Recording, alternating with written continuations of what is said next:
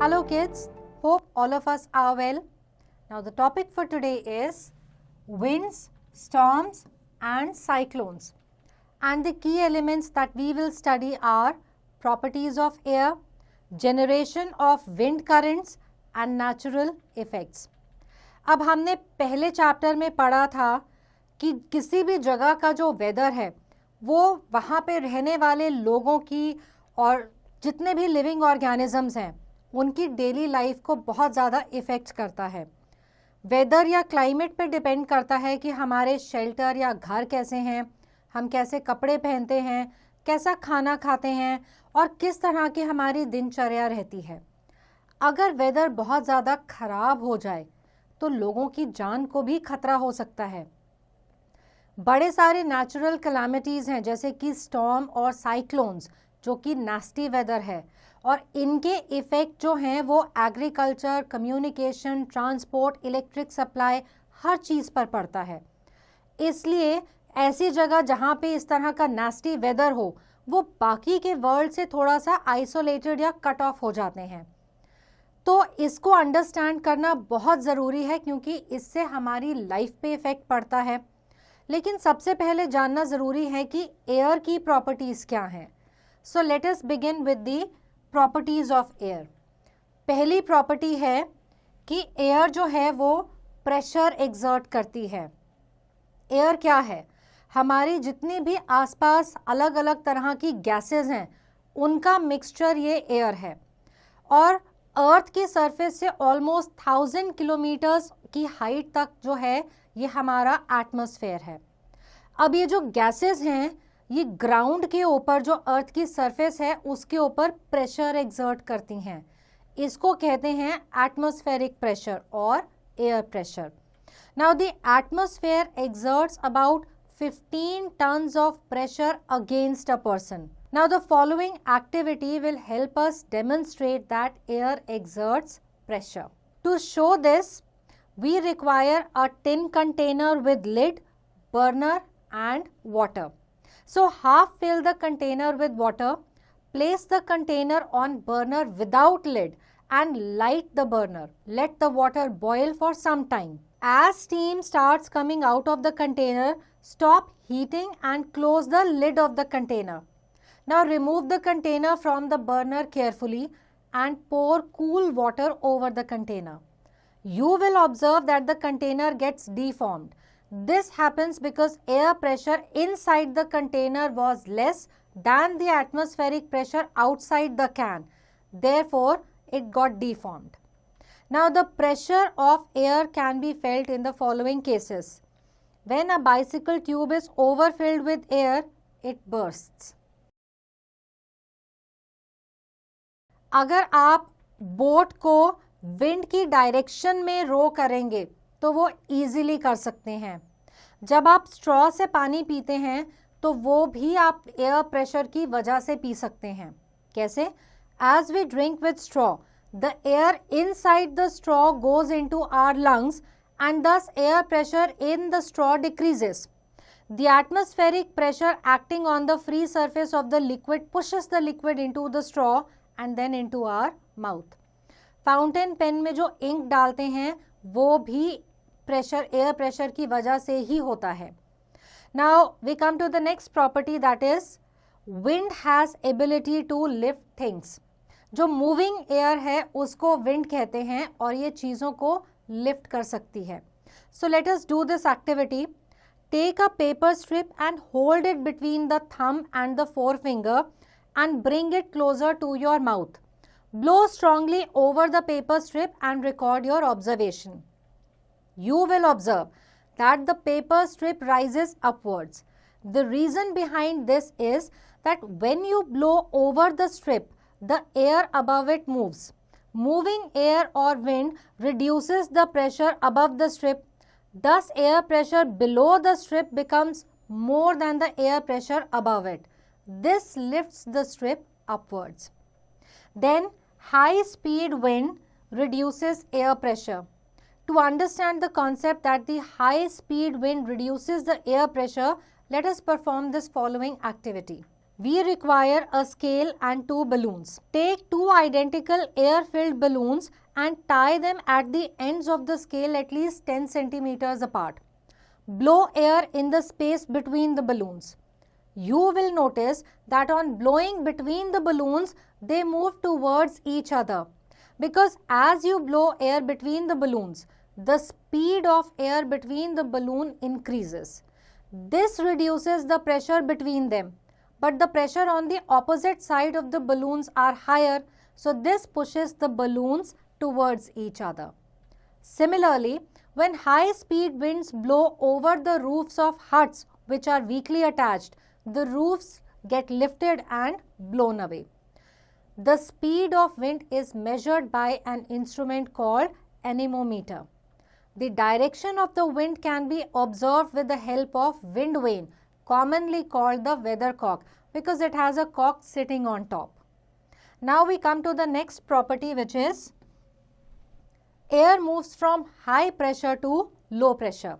जैसे पानी high altitude area से लो ऑल्टीट्यूड एरिया में फ्लो करता है, उसी तरह से एयर जो है वो हाई प्रेशर एरिया से लो प्रेशर एरिया में ब्लो करती है.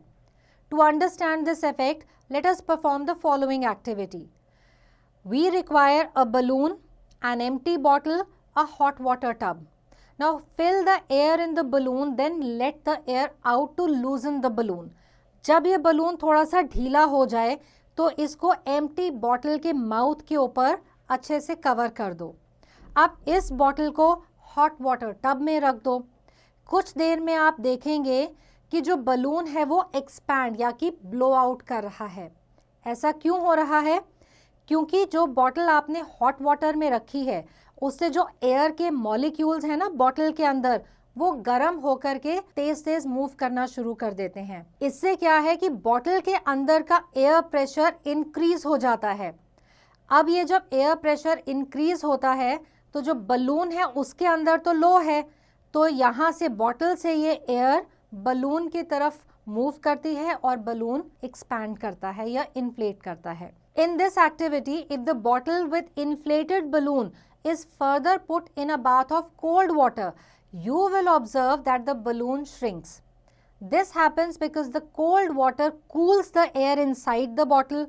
As a result, the air pressure in the bottle decreases in comparison to the balloon. तो air जो है balloon से फिर वापस bottle में आती है और balloon shrink कर जाता है. If the air pressure difference is greater, the movement of air will be faster or wind speed will be greater.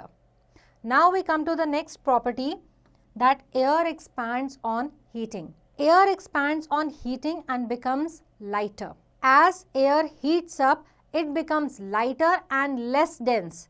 Since atmospheric pressure also depends on temperature, so warm air exerts less pressure than cold air.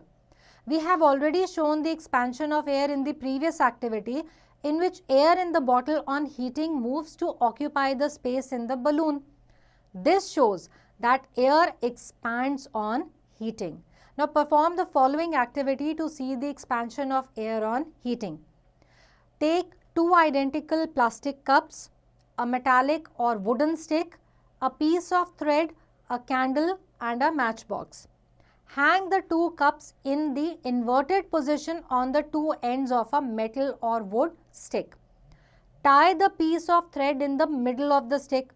Hold the stick by the thread in such a way that both the cups lie at the same distance from the ground. Now put the burning candle below the cup. You will observe that the balance of the cups is disturbed. This is because the air above the candle is heated up, it becomes warm. As the warm air rises up, it pushes the cup upwards.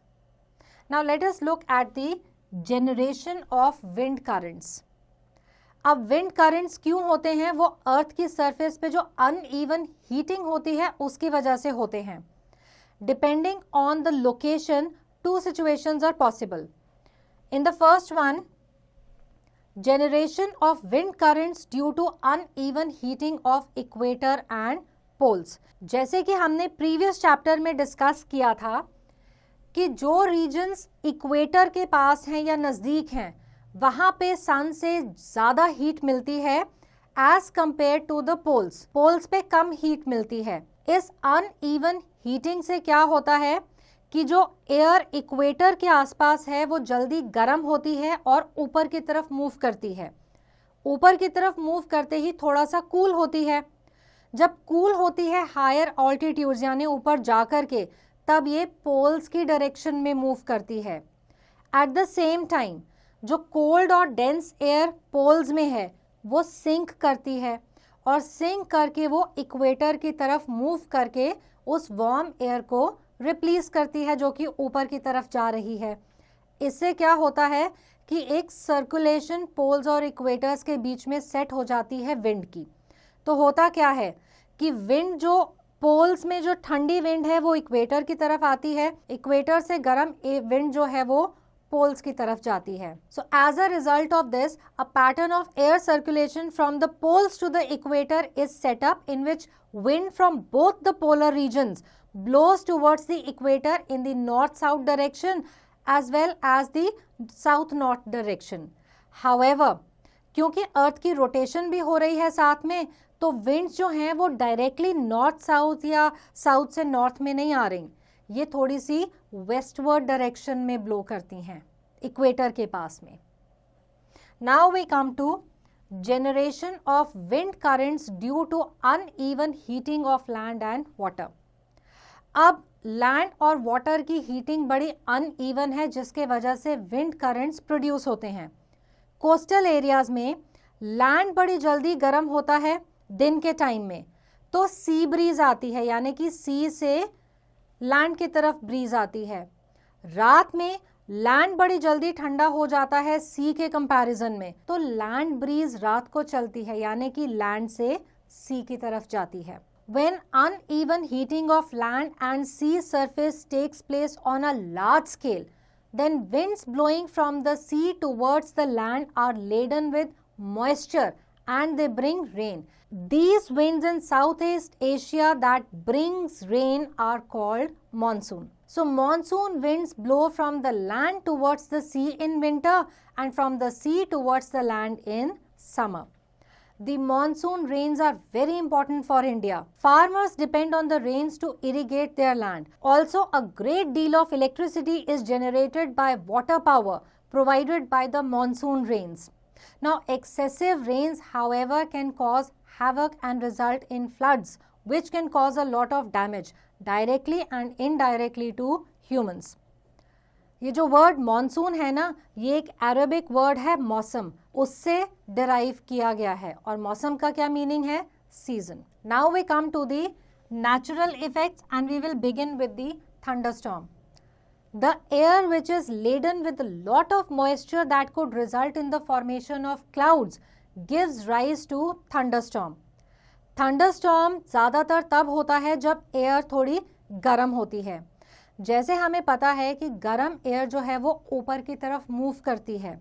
अब ये जो ऊपर की तरफ air move कर रही है, अगर ये बहुत तेज़ी से करे तो थंडरस्टॉर्म की प्रोबेबिलिटी ज़्यादा बढ़ जाती है. A thunderstorm is nothing more than millions of droplets of water vapor suspended in the atmosphere that produce lightning, rainfall, wind, hail or tornado. So let us look at the formation of thunderstorm. अर्थ की surface जब गर्म होती है sun rays की वजह से दिन के टाइम में, तो हवा जो है, वार्म एयर जो है वो ऊपर की तरफ राइज करती है. इसको कहते हैं updraft. If the air contains moisture, the warm air condenses into a cumulonimbus cloud. ये क्लाउड जो है और बड़ा होता रहता है जैसे कि जब जब वार्म एयर ऊपर से राइज करती रहती है. जब इस क्लाउड का साइज बहुत बड़ा हो जाता है और ये बहुत ज़्यादा वाटर वेपर अब या मॉइस्चर को होल्ड नहीं करता, तो इस स्टेज पे रेन ड्रॉप्स बन करके क्लाउड्स में से नीचे गिरनी शुरू होती हैं. इन द मीन टाइम जो कूल ड्राई एयर है ये क्लाउड के अंदर एंटर करना शुरू कर देती है. अब जो कूल एयर है वो वार्म एयर से हैवी है तो वो नीचे डिसेंड करती है क्लाउड के अंदर. अब इसको कहते हैं डाउन ड्राफ्ट. तो जो डाउन ड्राफ्ट है वो हैवी वाटर को नीचे की तरफ ला करके रेन या बारिश में कन्वर्ट करता है।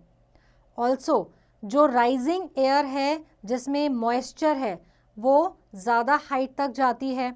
अब ये ऊपर जा रही है, ड्रॉपलेट्स फॉर्म हो रहे हैं, फ्रीज हो रहे हैं और नीचे गिर रहे हैं। तो ये जो ऊपर और नीचे का मोशन है ना इन आइस पार्टिकल्स का और वाटर ड्रॉपलेट्स का, इनकी वजह से क्लाउड के अंदर इलेक्ट्रिक चार्ज प्रोड्यूस होता है।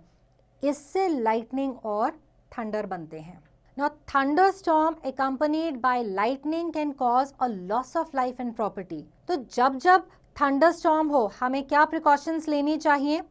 किसी भी पेड़ या मेटल शेड के नीचे शेल्टर नहीं लेना, मेटल एंड वाला अम्ब्रेला यूज नहीं करना चाहिए। फिर अगर ग्राउंड में पानी है तो वहाँ पे लेटना या बैठना नहीं चाहिए, किसी बिल्डिंग के नीचे शेल्टर लेना चाहिए। अगर आप कार या बस में हैं तो अपनी विंडोज को रोल अप करके अंदर ही रहें। Now lightning is the occurrence of a natural electrical discharge between a cloud and the ground or within a cloud accompanied by a bright flash and thunder. Now we come to a cyclone. Now thunderstorms have the potential to develop into a cyclone. अब cyclone है क्या? High altitude में जो water vapour है वो water droplet में convert होता है और बड़ी ज़्यादा हीट रिलीज होती है। ये हीट वहाँ की एयर को गर्म कर देती है। अब ये जो गर्म एयर है ये और ऊपर राइज करेगी तो प्रेशर जो है एयर प्रेशर उसमें ड्रॉप आ जाएगा। उससे क्या होगा, और ज़्यादा एयर ऊपर की तरफ लो प्रेशर एरिया में आएगी। अब ये जो साइकिल है ये रिपीट होता जाएगा। इससे ऊपर जो है एक लो प्रेशर रीजन डेवलप हो जाता है। इससे क्या है कि जो विंड हाई स्पीड पे है इसके आसपास इर्द गिर्द रिवॉल्व करनी शुरू कर देती है। इस कंडीशन को साइक्लोन कहते हैं। Cyclones are called hurricanes in America and typhoons in Japan and Philippines. In cyclones the wind spins around a central point called the eye of the cyclone. यहाँ पे प्रेशर बहुत लो होता है। विंड स्पीड, डायरेक्शन, टेम्परेचर और level of humidity है, ये factors हैं जो अफेक्ट करते हैं जिससे कि साइक्लोन डेवलप होता है। The whole coast line of India, particularly the east coast, is very sensitive to cyclones. Some of the damages caused by cyclones are: an approaching cyclone pushes the water in the water bodies towards the shore. This surge of water can wash away everything on the shore, leading to loss of life. Then cyclones are associated with strong winds. These strong winds may damage installations, dwellings, communication system, trees, etc., resulting again in loss of life and property. Then heavy and prolonged rains due to cyclones may cause river floods, leading to huge loss of life and property. The National Disaster Management Authority, that is NDMA, is the apex body for disaster management in India. It is headed by the Prime Minister of India. Now, factors contributing to the development of cyclone occur simultaneously and therefore relief operation becomes difficult. Cyclone warning.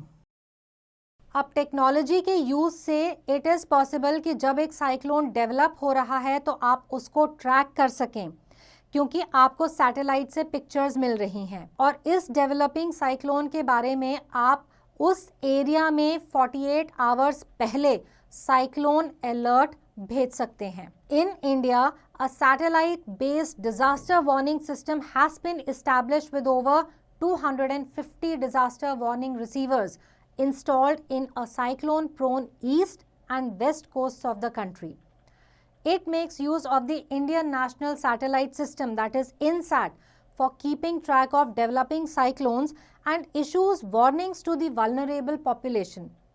Cyclone shelters have also been constructed in these areas for accommodating people from nearby areas. Atmospheric pressure is measured by an instrument called barometer. A region of lower atmospheric pressure, especially in a cyclonic weather system, is called depression.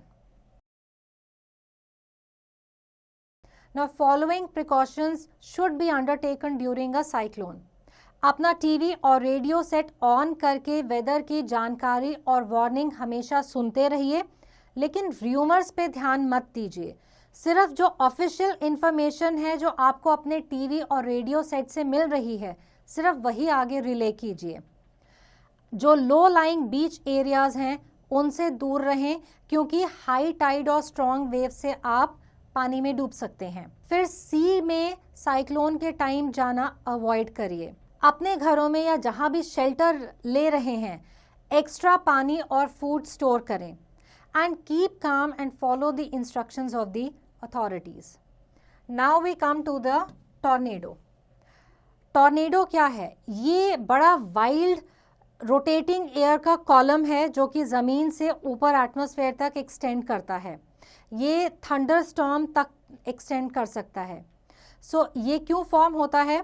जब thunder storms में गर्म हवा ground से ऊपर जाती है और ऊपर जाके कूल एयर से मिलती है, तब विंड की जो स्पीड है वो बहुत बढ़ जाती है। It can actually reach up to 500 kilometres per hour. Tornadoes may also form with cyclones. Most tornadoes take on the appearance of a narrow funnel a few hundred meters across. However, tornadoes can appear in many shapes and sizes. Most tornadoes would last less than 30 minutes but can cause colossal destruction. बहुत ज़्यादा destruction cause करते हैं और नीचे से ये dust debris और कुछ भी चीज़ें सक इन करते हैं और ऊपर की तरफ से उन्हें बाहर फेंकते हैं। Now tornadoes may strike at any time of the day, but generally ये आफ्टरनून और इवनिंग में ज़्यादा स्ट्राइक करते हैं और इनसे बहुत ज़्यादा डैमेज क्रिएट होता है। Do you know in India states of Odisha and West Bengal are occasionally hit by tornadoes? Yes, in India the states of Odisha and West Bengal are occasionally hit by tornadoes. In 1978, about 150 people were killed by a tornado in Odisha, and again in 1998 more than 160 people were killed and more than 2,000 injured when a tornado passed through 20 coastal villages in West Bengal and Odisha. The tornado flattened 15,000 homes and left more than 10,000 people homeless. A tornado that hit the northern suburbs of New Delhi near the Delhi University in 1978 killed 28 people and injured 700. It had cut a path 5 kilometers long and 50 meters wide. The safest protection from a tornado is tornado shelter. It is a room situated underground having no windows. But if there is no underground shelter available, it is better to shut the doors and windows and take shelter under a table or bed. Now let us look at the key takeaway points from this chapter. Moving air is called wind. The speed of wind is measured by an instrument called anemometer. Air moves from high pressure to low pressure area. Air expands on heating and becomes lighter. The generation of wind currents occur due to the uneven heating of the Earth's surface. Monsoon blow from the land towards the sea in winter and from the sea towards the land in summer. Cyclones are called hurricanes in America and typhoons in Japan and Philippines. A tornado is a violently rotating column of air extending from a thunderstorm to the ground. The safest protection from a tornado is tornado shelter. So I hope this chapter is clear to everyone and answering questions based on this chapter will be easy now.